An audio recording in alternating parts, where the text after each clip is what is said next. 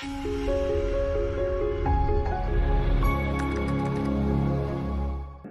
today we'll be beginning with nouns, a very simple and basic concept, but yet very important to understand. So, nouns are a part of speech that comprise words that are used to name people, place, animal, object, and ideas.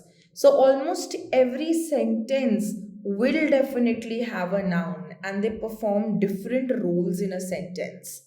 Nouns can act as a subject, an indirect object, or a direct object. It can also act as a subject complement and also as an object complement. Nouns can also function as adjectives and verbs.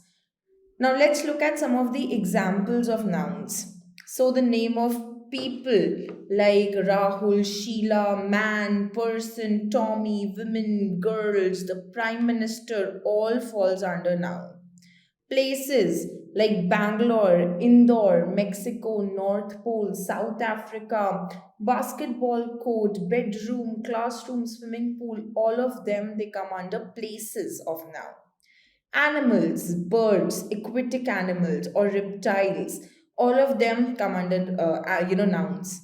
Ideas like evolution, invention, extinction, argument, destruction, objects or things like cat, bat, bottle, table, chair, again, everything will come under nouns. So you whatever you see around you, it basically is a noun only. You see a person standing, that's a noun. You see something kept in front of you, that's a noun. You see an animal, be it tiny or huge, that's a noun. So let's look at the different types of nouns. So the first type of noun would be the proper nouns. Nouns that are used to name a person, place, or thing. They are specifically called as a proper noun. Proper nouns always begin with a capital letter. This is a very important rule. For example, my name is Rose. So it's a name of a particular person, right? So it will begin with a capital R. This is my dog Bruno. So even if it's the last word of the sentence, but it is owned by someone. It's a specific pet animal that is owned by someone. It's a name. So it will begin with a capital letter. David came back from Minsk. So, name of the person and also the name of the place, both of them are proper nouns. Louis Philippe is a famous brand of men's clothing. So, it's the name of a particular brand, Louis Philippe. So, it will begin in the capital letter. What are common nouns? Common nouns are those nouns that refer to a generic item, a generic group, or a place. This means that unlike proper nouns, they are not used to identify specific people, places, or object. These are just common nouns and they are not capitalized. We do not begin these words in capital unless they begin at the beginning of a sentence. Obviously, any word that will begin from any word that is in the beginning of the sentence, the first letter is ought to be capital. But if not, common nouns will never be capitalized. Like, I bought a pen yesterday. So the pen is the common noun here. But it can be any pen, right? So it will be, I bought a pen yesterday in small only. I'm going to school. So if this would have been the name of a school, like I am going to City Montessori School, so that would have been in capitals C, M, and then S also in City Montessori School. But here we are just saying school. So it's again a commonplace. I'm going to school. Only 10 employees showed up to work today. So again here 10 employees. So employees is the common group here. The car is out of fuel. So it's not the name of any car. It's just a car. We don't know which brand it is, which company it is. So the car is out of fuel. Singular noun. The name itself is very self explanatory. It's about a name of a single person, a single place, animal, bird, or object, but it has to be single. So let's look at some of the examples. There is a little boy in front of a house. So it's specifying a little boy, one. That is my daughter, single. I found a wounded sparrow in the bush, single bird. A red van has been following us from a really long time. So, again, a single object, a red van. What are the plural nouns? Plural nouns refer to number of people, places, animals, or things. Nouns are made plural by adding s, es, ies, or ves to an existing root word. Nouns that end with an s remains the same. Some nouns remain the same in both their singular and plural forms, and some others have totally different spelling. For example, I need some apples. So we've added an S here. Did you find the boxes you were looking for? So we've added ES here in the root form of verb, that is box. I bought mangoes from the market. Here we've added ES again. We took photos of some deer on our way. So we've added S here. So we either add S, ES, IES or VES in the root form of verb to make it plural. Now, what are countable nouns? Countable nouns are those nouns that can be counted or measured. For example, Tom bought 10 packets of Lays from the trip. So the specific number is 10. We know how many packets of Lays did Tom bring. So he brought 10 packets of Lays from the trip. Mom asked me to buy a dozen eggs. So dozen means 12. So we know how many eggs did mom ask to buy. I saw an aeroplane around 7 in the morning. So an or a means one only. So an aeroplane means I saw one aeroplane around 7 in the morning. Uncountable nouns, on the other hand, are those nouns that cannot be counted. This category of nouns include both abstract and concrete nouns. For example, I have a lot of a lot of homework to do. So this is not specific. We don't know how much homework does this person has to do. So it's not specific. I have a cup of tea. We did not count how much tea was there in that cup, but I had a cup a cup of tea in the morning. We are facing terrible weather today. Again, we do not know at what extent the weather is terrible. Okay, so these are uncountable nouns. Now, what are collective nouns? A collective noun is a naming word that is used to denote a group of object, people, or animals.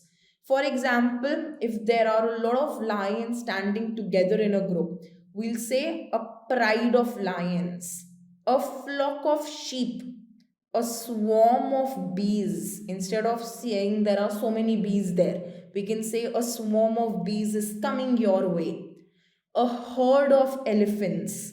So, this is how we group animals together.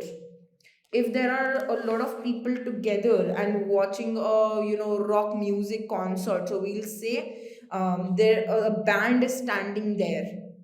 A band is there on the group. So a group of people who perform on the stage, they are called as a band. Huh. For example, there's one more for keys also. If there are a lot of keys together, so a bunch of keys. Now let's look at the concrete nouns. A concrete noun refers to objects that are material and can be perceived by human senses. For example, the book is on the table. I had a cup of coffee. Sharon opened the window. So we can see here that the objects are material and they can be touched. Like we can see it. I had a cup of coffee. Hardy goes to school by bus. So it's basically concrete nouns are something that we can touch, right? We can touch a cup of coffee. We can feel the windows. We can touch and feel the windows. Same goes for the bus and the table. On the other hand, abstract nouns are any entity that cannot be perceived by the five senses of the human body. Those are abstract nouns. For example, love. Can you touch love? Can you see love? No, right? Can you smell love? Can you taste love? No. So love is a strong emotion. Same goes for words like honesty. Honesty. You can see an honest man, but honesty is something that you cannot check. that you cannot perceive by the five senses of human body. Hate, justice, freedom. So all these words, they come under abstract nouns. The ones that cannot be perceived by the five senses of the human body are called as abstract nouns. Now, nouns used as different components of a sentence. So, nouns, like I said earlier, can be used as a subject. So, when used as a subject, a noun mostly appears at the beginning of the sentence. It can be identified by asking the question who. For example, Bruno went to the playground. So, we can ask here that who went to the playground? Bruno went to the playground. The teacher asked the students to submit their assignments. So, who asked the students to submit their assignments? The teacher. So, the teacher is the noun here. When noun is used as a sentence. The elephant was rescued safely after 10 long hours. So, who was rescued safely after 10 long hours? The elephant was rescued after 10 long hours. We can also use nouns as an object. So, when nouns are used as objects, they appear in the latter part of a sentence. It can be identified by asking the question what. When nouns are used as the object, it is used in the second half of the sentence. For example, I bought a pen. So, what did you buy? I bought a pen. So, a pen is how we have used noun as an object. Where is your book? I cannot find today's newspaper. So what is it that you cannot find? I cannot find today's newspaper. Nouns can be used as a direct object or an indirect object. So when we use nouns as a direct object, you can identify a noun used as a direct object when we ask the question what. For example, do you want a lollipop? So we can directly ask, what do you want? I want a lollipop. So a lollipop is it when we have used noun as a direct object. I love my dress. What did you love? I loved my dress. And when we use nouns as an indirect object, you can ask the question for whom to identify a noun used as an direct object. For example, Dan bought his sister a Mini Cooper. So, for whom did Dan buy a Mini Cooper? His sister. For his sister, he bought the Mini Cooper. Megha baked Julie a cake. So, for whom did Megha bake a cake? She baked a cake for Julie. Now, when we use nouns as a complement, so when a noun is used to modify or describe another noun, it acts as a complement. Nouns can also be used as a subjective complement or an object complement. So, when used as a subject complement, professions and positions can perform the role of a subject complement. For example, my brother is an engineer. So, who is your brother? My brother is an engineer. We are just modifying, we are adding more information about the subject. So, my brother is an engineer. Jawaharlal Nehru was the first Prime Minister of India. So, first Prime Minister of India is something that we are adding as a complement to the subject. Now, when nouns are used as an object complement, object complements are nouns that follow the noun they modify. So, names, professions, positions can perform the role of an object complement. For example, we named our dog Shadow. The teacher made Tabitha the class leader. Okay, so here we can see that nouns are performing the action of an object complement. Now, what are multifunctional nouns? Nouns used as verbs. So, there are some nouns that can also be used as a verb. Some nouns can be used as verbs with a slight change in the spelling of the original word. For example, his divorce is final. Here, divorce is used as a noun. I am divorced. Here, it is used as a verb. Do you like my new dress? Here, it's used as a noun. I am dressed and ready to go. So here dress is used as a verb. Derek had come to collect some ice. It's used as a noun. My mother iced the fish so that it did not stink. Here it's used as a verb. I have dance party today. Did you practice the song? So here it's used as an adjective. Now, nouns, when they are used as adjectives, so with a slight change in the spelling or adding a suffix to the root verb, nouns can sometimes be used as adjectives. For example, I have no money. Here it's used as a noun. There has been a change in the monetary policy of the country. Here it's used as an adjective. Javed sensed some danger. Okay, noun. What are you trying to do? What you're trying to do is dangerous. She is excited about magic. The experience was completely magical. Here you can see it has been used as an adjective. Speaking against another religion is a legal offense. It's a noun. What you did was offensive. Here it's used as an adjective. Now let's look at some of the questions given here. So let's point out the nouns in the following sentences. We all love loyalty. So here, love would be the abstract noun. Nouns that we can feel. Our class consists of 25 students. So students, and they're countable also. So they are countable nouns, 25 students. Shankar was known for his wisdom. Wisdom is an abstract noun. Cleanliness is next to godliness. So here, cleanliness. We saw a fleet of ships at the Pearl Harbor. So there are two nouns here, a proper noun and a collective noun here, because ships have been gathered together in a group. So we have called it as the fleet of ships. Godavari River flows its bank every year. Its banks overflows its banks everywhere. So banks and Godavari are the what do we say, nouns here. Godavari is the proper noun because it's the name of a river, and banks is something that it's a thing. A committee of 7 was appointed. So committee is again a group of people, countable noun. Jawaharlal Nehru was the first prime minister of India. So you are adding a complement to the subject here, and the subject, the noun, is Jawaharlal Nehru. The soldiers were rewarded for their bravery. So bravery is the abstract noun because it's a feeling that comes from within, and soldiers are definitely people.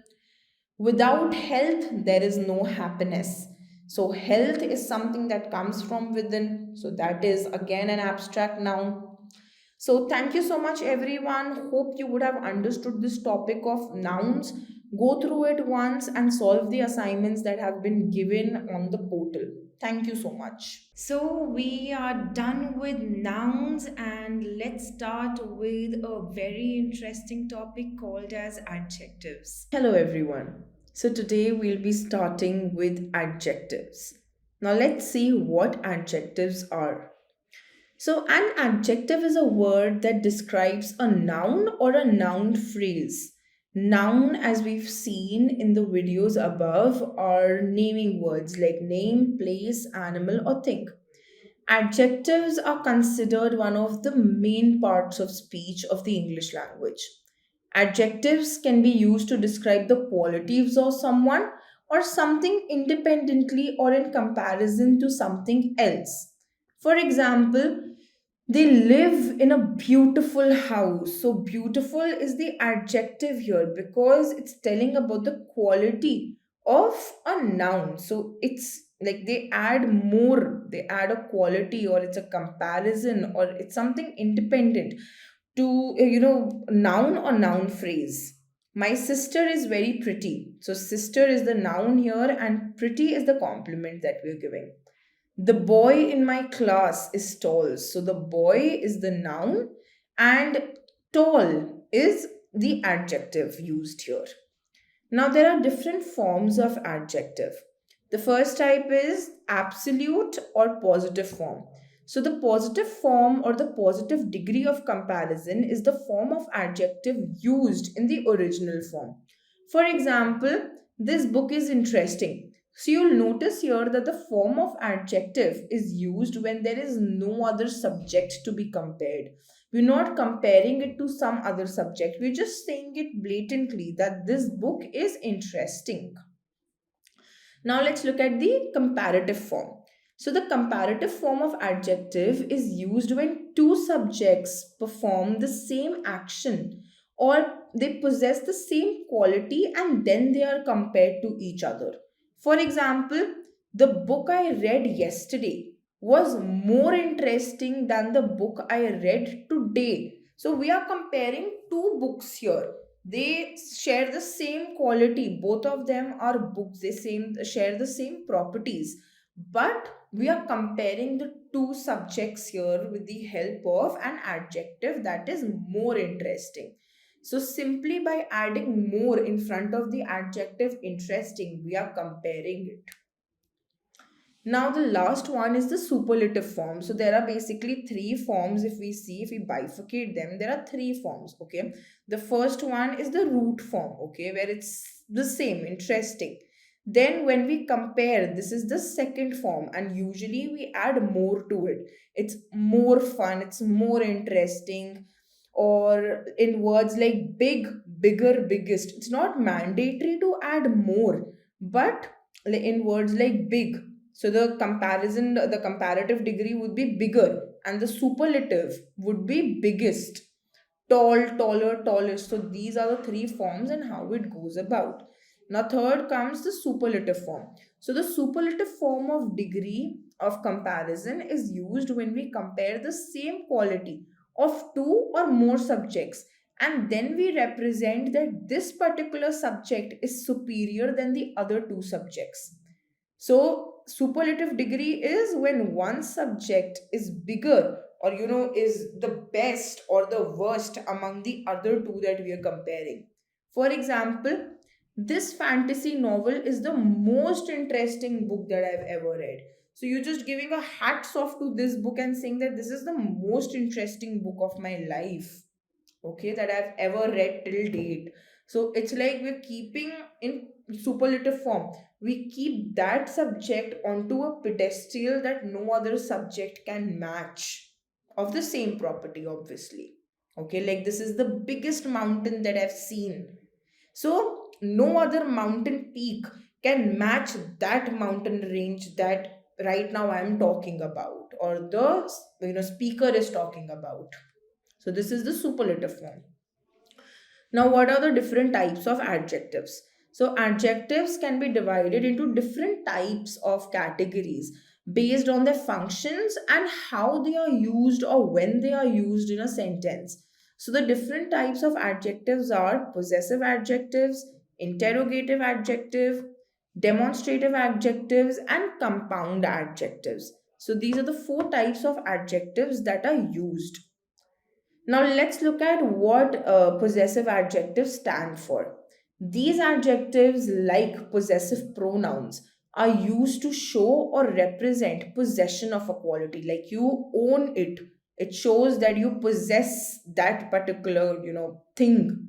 So, for example, when we use words like my, your, his, her, their, its, whose, they fall under possessive adjectives. Okay. Now, interrogative adjectives. Interrogative means to ask questions. So, an adjective that is used to modify a noun or a pronoun by asking a question is called an interrogative adjective. Now, there are only few adjectives that can be termed as interrogative. So, those three words are whose, what, and which. Okay. So, these are the only three words that come under interrogative adjectives. Now, demonstrative adjectives. So, we have already done this under nouns. Demonstrative adjectives are mainly used to describe the position of a subject, and that subject can either be a noun or a pronoun. It can be either one of them in space or time. So, words like this, that, these, and those are the demonstrative adjectives in English. Now, coming on to the compound adjectives, the last type. Compound adjectives consist of two or more adjectives that are combined together to form an adjective, and this can be used to modify the subject. For example, cotton tailed. So we have just clubbed two adjectives together so that it can modify the subject. Okay, cotton tailed, curly haired, absent minded, happy go lucky. It's used together as a phrase, happy go lucky. Okay, so why do we use this? When we have to modify the subject in the sentence. Now let's solve some of the questions given here. So we have to find the adjective in the following sentences. I bought a red dress for the wedding. So we have to see which word is telling us more or is modifying the noun given here. So the noun here is dress. And red is the adjective here. I bought a red dress. Which dress did you buy? I bought a red dress. I have 8 apples. So, apples is the noun here and it's telling us more about the adjective. So, 8 is the adjective. The food is delicious. So, food is the noun here and delicious is telling us more about the food. Like, how is the food? It was delicious. Coming on to the fourth sentence. My brother is naughty. So, brother is the noun here and how is he? He is naughty. So just naughty would be, I'm sorry, I made a bigger circle, only naughty would be the pronoun here. I mean, adjective here. The movie we watched last night was boring. So what is the noun here? Movie is the noun. And how was the movie? It was boring. So this is the adjective. Pablo Picasso is a fine artist. So Pablo Picasso is the noun and fine is the adjective here. The weather in Chennai is sultry all around the year. So, weather in Chennai is the noun. And how is the weather? It is sultry. Now is a great time to visit the United States. So, US is the noun, and great time is used together to tell us about when is the best time to visit US. It's now. Now is the great time. So, great would be the adjective here. It's telling us whether it will be a good time or a bad time to visit US. It was a fabulous drive. So, drive is the verb here, and we are telling more about it. So, fabulous is the adjective that we've used here. The Marina Beach is the longest beach in India. So, it's telling us it's a superlative form. So, it's the longest beach in India. So, thank you so much. It's a pretty interesting and easy topic. And go through adjective once and solve the assignments that are there on your portal. Thank you so much. So, done with the adjectives. Now, let's go ahead to the last topic of this module for Sapling 1, which is types of sentences. Everyone. So, let's begin with types of sentences. Now, what is a sentence? Let's come on to it first. A sentence is a grammatically complete statement or an idea that we are posing in front of the audience. All the sentences that are there, they have a noun or a pronoun component that is called as a subject and a verb part called as a predicate. So subject is the doer of the action, verb is the action, which is the predicate. So every sentence has it. There will always be a doer and a verb that will be the predicate, what the subject is doing, and the subject will either be a noun or a pronoun component. Now, it is a set of words that are put together to mean something. Definitely, when we are putting all of it, a meaning should come out of it. A sentence is the basic unit of language which expresses a complete thought. It does this by following the basic grammatical rules, just the basics of nouns, pronouns, verbs, adjectives, adverbs. If we know all of them, tenses, then we can make complete and meaningful sentences. Now, what are the different types of sentences? The first type would be the declarative sentence. So, a declarative sentence states a fact. Now, this word can be used to describe any action or speech that makes a statement. We're just declaring an action. For example, I love the red socks. Now, this is a declarative sentence because you're claiming or asserting something. Declarative sentences are the opposite of questions. In questions, we are dicey about things. But in declarative sentences, you're not asking for some affirmation from the speaker or from the audience. You're just declaring it. I love her. You're not asking someone. You're just saying it outrightly. I love the red socks. Okay. Now, the second type would be the imperative sentence. So, imperative sentences are used to express commands, orders, or requests. So, there are three things: commands, orders, or requests, and also to give instructions or some advice. Now, imperative sentences do not require a subject. This is a basic rule of imperative sentences. There is no subject in an imperative sentence. For example, close the door. Now, what is the subject here? You're just saying it, close the door. Call me back when you get free. So you're just giving an order, you're giving a command, or maybe you're requesting someone to close the door. So here there's no subject. Okay. Now, interrogative sentences. As the name suggests, it's related to a question. So, an interrogative sentence is one which is generally used to ask a question in order to gather information about something.